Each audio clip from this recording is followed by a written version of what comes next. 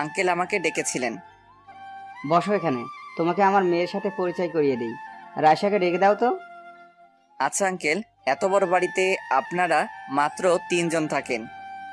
হুম, আমরা ছাড়া আর কেউ থাকে না।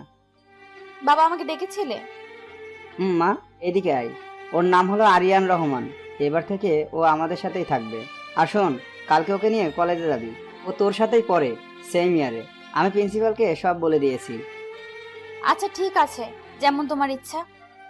আর শোন, ও কিন্তু এখানে নতুন এসেছে। ওকে বিকালে জায়গাটা একটু ঘুরিয়ে আনবি। ওকে আব্বু। এদিকে রাইসা রুমে গিয়ে মনে মনে ভাবছে, আমি কিনা ওই খ্যাতকে নিয়ে ঘুরতে যাব? কোথা থেকে এসব আপদ চলে আসে কে জানে। এসব ভাবছিল। হঠাৎই রাইসার মোবাইলে কল আসে।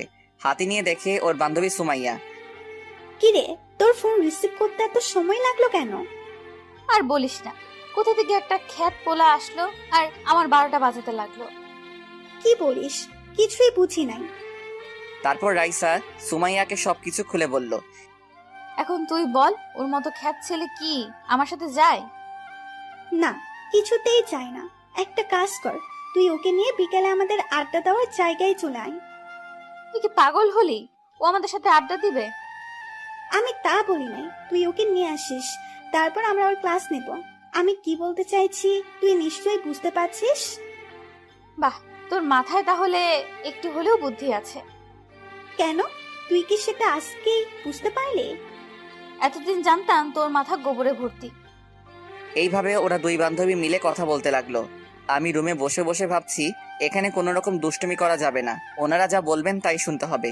কিছুক্ষণ পরে দুপুর হয়ে গেল। তারপর গোসল করে ফ্রেশ হয়ে বিছানায় খালি গায়ে বসে আছি। হঠাৎই কোথা থেকে রাইসা রুমের ভিতর ঢুকে পড়লো। ঢুকে আমার দিকে হা করে তাকিয়ে আছে। আমি খালি গায়ে ছিলাম। গ্রামে থাকতে প্রতিদিন জিম করতাম, তাই আমার শরীর একদম ফিট ছিল।